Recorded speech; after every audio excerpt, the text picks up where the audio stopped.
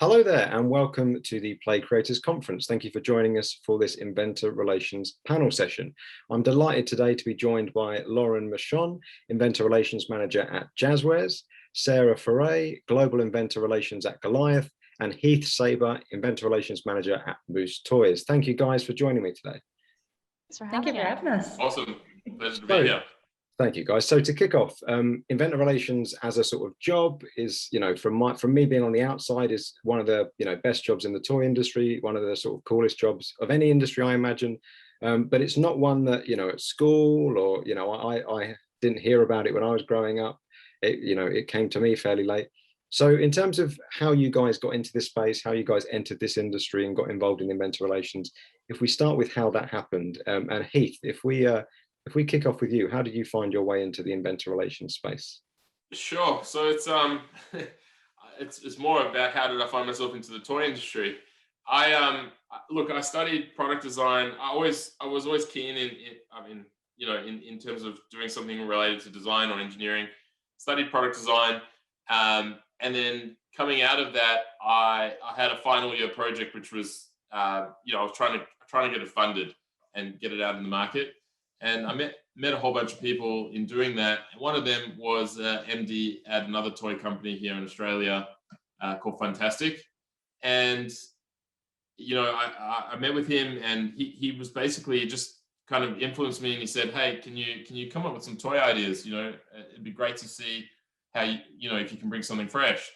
And I did that. I spent a couple months kind of, pulling things together and I pitched to them and they, long story short, licensed something from me, and as part of that, brought me on board for a month to hand over. And then that's how I got into the toy industry. I never thought about doing it. It's not like in the US where you've got Otis and you got like actual toy design courses where you can go to. It was something completely that I fell into. And then since I've been in the industry, I've worked through at that point concept design. Through to brand management, I did a bit of marketing, and I managed the R&D team in Hong Kong. And then I wanted to come back to Australia. My wife and I were ready to settle down and start a family. Didn't want to really do that in Hong Kong. And so we moved back and I started off at Moose and very quickly became part of the new ideas team there. And then through that became, started leading the Inventor Relations efforts at the company. So it was completely just, random. Yeah. And Sara, for you, was it 6 years old, I want to be an Inventor Relations exec, or, what was the route for you? So my route is similarly as random. I was working at a nonprofit and my nonprofit was moving. So I was looking for another job in my degrees in marketing. So I applied for a job at Goliath in the marketing department. And so I started here in marketing. And then I moved into licensing, like entertainment properties, and from there kind of into R&D, and then to head our inventor process. So kind of the same fell into it. Didn't really know this side of the industry existed, but now I can't really imagine doing anything else. Yeah. Amazing. And Lauren, in terms of your, obviously both these guys have been, through companies, different roles, stuff like that. Was that a similar thing for you? So I started off at Basic Fun in the digital marketing realm, which is Northern Florida. And then I took a quick hop down to South Florida and joined Jazwares, working for a really cool team called Business Development. It was super creative and we developed brands from scratch and developed new IP. And I was already working super closely with Inventor Relations as they were kind of the pipeline for our concepts that we were developing against. So it was almost a seamless transition over when the opportunity came around, and it felt like getting tapped in almost to this secret society of some sort, which was really fun. Absolutely. No, that is a very good description of it, I'd say. The industry gatekeepers. Yeah. Yes. it is one of these, it's one of these things that once you tap into it, it doesn't, it is a bit of a secret society, I think, is a perfect term. And then in terms of what, we speak to lots and lots of IR people, each has their own sort of approach to it, each have their own do's and don'ts and things like that. Lauren, if we kick off with you in terms of what are some of the golden rules that you think make for a good relationship with the inventor community? Yeah, I would say just honesty, transparency, and communication are big keys for our team. I try to work super closely with our brands to create the opportunities and provide feedback to help the inventors win. You know, we share the results immediately and openly and super transparent. And we have a lot of experience in the team with David Winter, who worked for 11 years at Spin Master, I think, running Inventor relations. So we have a great base there, and yeah. Amazing. And Sarah, what about you? Is there anything you think is the sort of top thing you've got to do to ensure that the Inventor Relations succeeds? Yeah, I think it's similar. It's just do what you say and say what you're going to do. So if you say you're going to do something, do it, and don't go back on it, and give honest feedback, and just be really transparent. And it's all about relationships here. So everything kind of happens based on the relationships that you build. So just foster those. Yeah, absolutely. And Heath, what about you? Yeah, I mean, I would pretty much align to that. I think it's like any relationship, really, you know, any partnership, you've got to show respect. You know, just make sure that, you know, if you give feedback, you do it in a respectful way. You know, you show integrity and share integrity, because if you say you're going to do something, you got to follow through with that. And don't promise things that you can't control. You know, there's a lot of things that I guess are asked or offered, and you really can't control what happens out in the market. You know, things can get all the way to the finish line and drop off, but you can do your best to make sure that they get their best shot. And I think also collaboration. You know, some people may be a little bit reserved when it comes to collaborating with inventors. I think, for one, it can take a great idea and turn it into an excellent idea. And to do that, I think you've also got to bring some knowledge to the community and really understand, you know, where's the industry been and where's it going, and what's happening, because that really helps to give meaningful feedback. Yeah, absolutely. No, that's all fantastic stuff. And we in our interviews, we always talk to inventors and we ask them about the challenges they're facing and what the difficulties and stuff like that. And we don't really ever, you know, it's my bad, we don't really ask IR people about the challenges they're facing with the role and the difficulties they're having. So Sarah, in terms of if I was to ask you, you know, what are some of the challenges about IR life? So one of them is that we may really like a concept, but it just doesn't fit in our line. It doesn't fit in our plan. So even though it's a really cool idea or something that we like, we can't do it. And then during COVID, it's just being in the same place as other people to look at stuff at the same time. That process is taking a little bit longer. Yeah. And Sarah, on that, just as a side note to what you said there, do you think there is a real difference in terms of that seeing stuff virtually versus when you're, you know, sat down face to face, prototype in front of you? You know, has it made it more difficult in the sense that everything's gone virtual? It's made it a little bit longer of a process, I think. I don't know if it's as difficult, because if I have the prototype in my hands and we're doing a Zoom call, we can do it that way. But if we're trying to get my whole team together to look at something, that can take a little bit longer. Yeah, absolutely. And then Lauren, in terms of you, what are some of the difficult things about IR? Yeah, it's funny because as much as there's a challenge in us going digital, I kind of see it as a positive, because there's so much volume in terms of the things we see now because of how easy it is to take video of product and share it, you know, so it kind of can have a positive aspect to it as well. But sometimes the challenge is we have so much stuff coming in and we like to be so detail oriented and really take time with the item. It can kind of, like Sarah said, slow down the process a bit, or how long it takes us to address everybody, especially during that peak season. I'm sure you guys can both relate to that a bit. Absolutely. And Heath, in terms of you, what were some of the challenges you faced? I think similar to what Sarah mentioned, you know, I think in terms of being completely digital and us also being in Australia, things take a bit of time. You know, there's nothing like being in New York Toy Fair and sitting in your booth and someone coming in with a suitcase and there's this energy in the room and they bring out this cool product and you're playing with it on the spot. You know, there's some inventors out there that can make amazing sizzles and they really do work well to show the why and what the product is. But it's really until you're holding it in your hand or, you know, that you really get that full sentiment. I really miss that. I find that that's the challenge and it can take 2 weeks or, you know, longer to get here. Depending on what's going on in the world and planes and whatnot. And then again, like Sarah said, to get everyone together, well, in Melbourne, we haven't been able to do that a lot because we've been in lockdown, you know, for, I think, 7 months in total since last year. So, you know, that's a bit of a coordination thing, and we send it around and we kind of have a review afterwards and we've changed processes to accommodate that, but it's not the same. And then kind of to that same point is that connection when you're in New York or you're in LA and you catch up for a drink with the inventor and you're just exchanging ideas and inspiring and talking about the things that are happening in the industry. You can do that digitally, but it's again another different experience. And because of the volume, like Lauren mentioned, you're kind of going from meeting to meeting to meeting. You don't have that time to have just that kind of social aspect. And this is relationship based, like Sara mentioned earlier, and you've got to keep finding ways to do that. So I think those are the challenges in inventor relations today. That's probably it. Yeah, amazing. That's great stuff. And then in terms of the landscape and being an inventor right now, do we think it's a good time to be an inventor right now? And maybe Lauren, if you kick us off on this one. Yeah, I'd say it's a great place to be in right now. Personally, Jazwares has really opened its doors to inventors and to all of our franchise licensed businesses. And, we've been signing items for CoComelon, Blippi, Fortnite, to name a few, and we have new brand IP launching in 22. So I'd say that in general, we're in a really healthy spot right now and just continuing to engage with the community and with any opportunities we may have. We just acquired pet and costumes businesses, so there's a lot of opportunity in those realms as well. So, yeah, absolutely. I'd say it's great.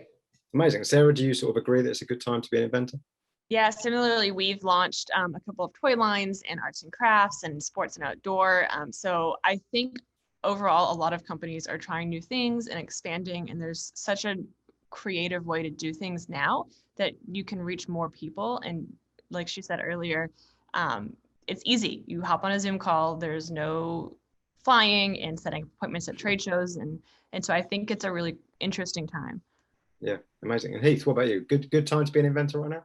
I would say definitely it is, for the reasons that Lauren and Sara just mentioned, but also, I remember as we started going into COVID and no one quite knew, what was happening and how it was going to affect the industry, we sent out a letter to our partners and we said something that was, it was basically that innovation is what drives the toy industry.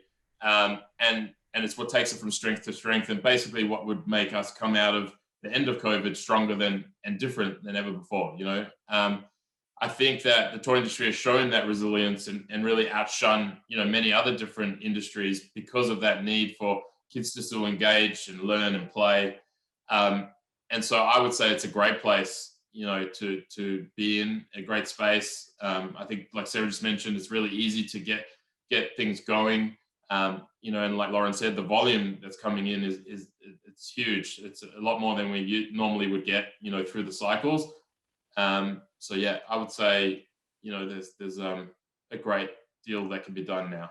Yeah, amazing. And for any sort of new inventors or budding inventors or design students or anyone watching this who is tempted to go into the inventor route and has ideas and might even be, pitching to you guys at some point, is there any sort of key bits of advice that you think would sort of help them make it as an inventor? And Heath, maybe if we start with you on this one. Yeah, totally. I think the key thing that I seem to find between a good pitch and a not great pitch is communicating the why. It's really conveying the idea behind why this concept exists, and what is it addressing, what need is there, and it doesn't have to be explicit. It's not like in the great pitches we get, it's like, this is why I'm doing this, blah blah blah.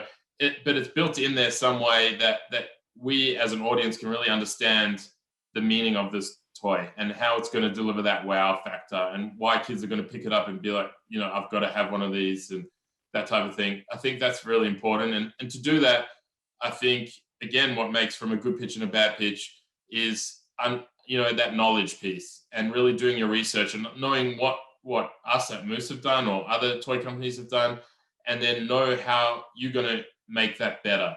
People often ask us for a wish list, and we don't really work that way. But what I often do say is go into aisle, check out what Moose brings to market, and bring us something that's at that caliber or better, and really, something that we can blow up. And I think that's all because of the why. It's really driven by that. Yeah, amazing. And Heath, on that, on the why, because I think one of the things that, and it's an important distinction to make, I think, for people who are brand new to it. It's one thing we sometimes hear from people who are just starting out is they might hear that and think, oh, the why, great. Well, I'll explain that I was a dentist for 10 years. This was inspired by a molar that I pulled out of someone back in 95, and they go off and, and the personal sort of story behind stuff. The why here we're talking about is why, why it's a good fit for the industry, for you guys, for that sort of stuff. Do you think, because again, I don't ever want to bash anyone for that sort of stuff, but do you put much sway on the sort of the personal story that sometimes people brand new to it want to bring because they say this was inspired by my kid or this sort of stuff? Does that sort of help, or do you think actually it's all about the product, focus on the product? We don't want the sort of inspirational reality TV show story behind it. What would you say on that? You know what? Like, I think there is a mix there, in that some stories make sense to what I refer to as the why, and it's not necessarily I pulled out a molar and it really inspired me to create these new pliers, or that could be a toy for a new version of Operation or something.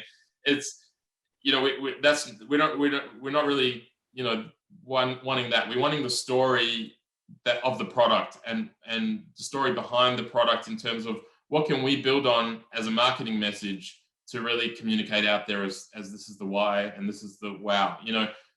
Apple is a really great company when it comes to starting with why, and for those out there that have not really heard of this kind of why theory, there's a guy, I think his name is John Senek. Forgive me if I was incorrect, but he's got this book about starting with why, and it's really all about like embedding the rationale and the kind of message in there that helps people to really be attracted to a product without understanding themselves why, but there is some sort of emotional connection because they can relate to it. And I think that's the story. And that's not the story about being a dentist. It's the story about how this is, how this is unique and that kind of thing. Absolutely. Yeah. Yeah. No, that's Sorry great. if I went on a bit of a tangent there, but yeah. So I think, when people do come to us, I do get impressed when someone says, "Oh, my kid thought of this idea," because it's amazing to see the ingenuity in kids. But it's not going to contribute to whether we take the idea or not. Yeah. No, that's great, and thank you for picking up and running with the dentist analogy. I appreciate that. And Sarah, in terms of any advice for sort of new inventors, what would you say? Yeah, I think the do the research part is really important. So figure out which companies your product will fit the best with and their lines. Walking the aisles at retail is invaluable. Look up and down and where would your product sit, and does it fit there, and is it better than something that's there, or does it solve a problem or a white space?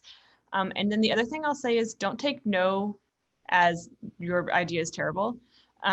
Take the criticism or the feedback if you really believe in the item and fine tune it.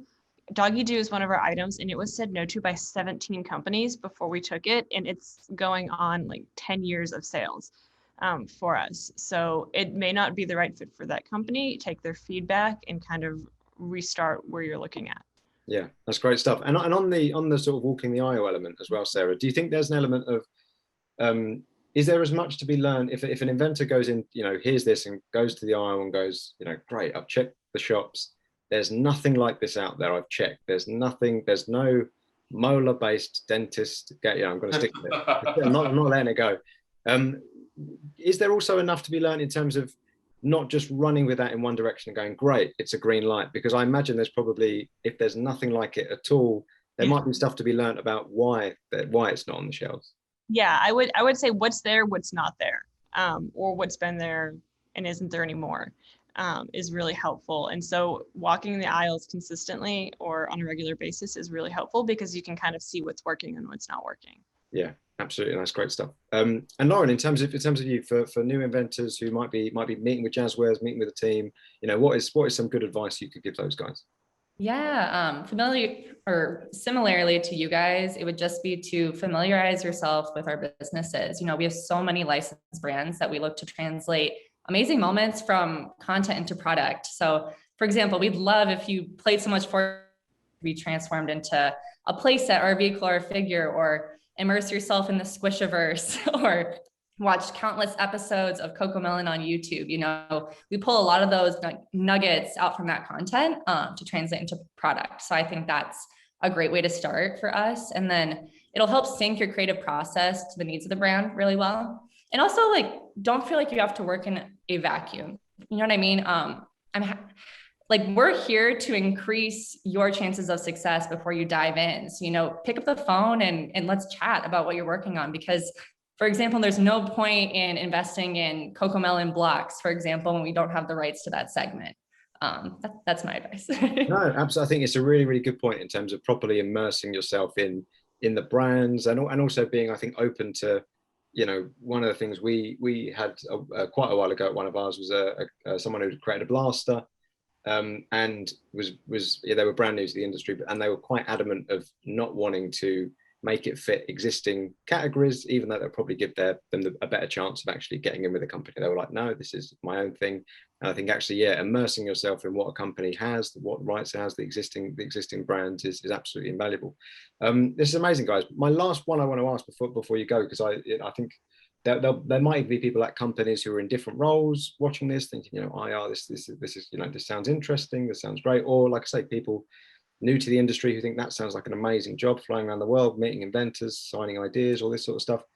So not flying anymore. Yeah. Flying anymore? Yeah, soon. As hopefully one day people will watch this and planes will be back in the air. But what would you say is one of the sort of really best things about the job, if you're trying to convince someone to join the world of IR? And Heath, what would you say is some of the perks of being in inventor relations? I think it's really just getting to engage with smart people, you know, really smart, really innovative, and really engaging people. You know, there's a spectrum throughout the inventor community of different personalities, but they're all come across with this kind of presence, and it's really enjoyable to kind of, you know, meet them, but also see this unbelievable amount of innovation firsthand. You know, you are the front line of the company in finding innovation, and you get to see, you know, thousands of ideas that are just, you know, some are not great, some are amazing, but not a right fit, you know, but regardless, you get to see these ideas, and it's just really fascinating. Yeah, amazing. And Lauren, what would you say? What's some of the great things about IR? Yeah, similarly, I'd say the collaboration is so cool, and getting to build genuine friendships with these people from all over the world, you know, that's amazing. And we get to see their ideas that are really like their babies, you know, sometimes that they've come up with throughout their life, or maybe it's sparked from, like Heath was saying, family or something like that. You build such strong connections with people. And for me, that really fills me up. And then just being in a world with such creativity all around you is really inspiring every day. And no day is the same, as I'm sure you guys know. It's always exciting. Yeah, it's amazing. Amazing. Sarah, what about you?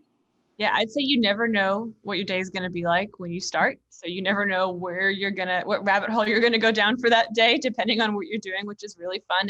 And one thing I really love is with Inventors, everyone's story is different. They've all fallen into this industry in different ways, and they all have a different way to be creative. And watching that come to life is really fun. And it's really inspiring to see these people who are so much more creative than you do so many things that you didn't realize could even be done. So that's really fun to see. Yeah, amazing. Well, I think actually, just to add, sorry, Billy, yeah. But you know, like, I think one of the awesome things as well is, like, when you bring something in and then it hits market, and, you know, it's gone from like this seed idea to this unbelievable package, you know, with a you know, a whole media presence behind it, and there's just this excitement when you go into the showroom. You know, New York Toy Fair is probably the most exciting show, because it's that fall preview, and everything's there. It's the first time you get to go in the showroom and you see all the product that you've been working on in one room, and it's just so, you know, mind-blowing to see, you know, where you've started to where you've come to. You know, even the stuff behind me, like Akato and the squeaky product, you know, when we brought that in, it was exciting then, but now seeing it on shelf and in commercials and, you know, press releases and Instagram, whatever, it's so much fun. Amazing. I'm sold. That's it. I'm sold. I'm joining the club. That's it. Where do I sign? Come work with me, Billy. That's it. Sold. I'm there. When the planes are back up, I'll be there. And I've got a dentist game for you as well. I like a dentist operation. Perfect. So okay. Amazing. Well, thank you so much, guys. I really appreciate you taking time out, and you've given us some great insights. So yeah, thank you guys for watching. Thank you guys for joining me, and hopefully we'll all catch up very soon.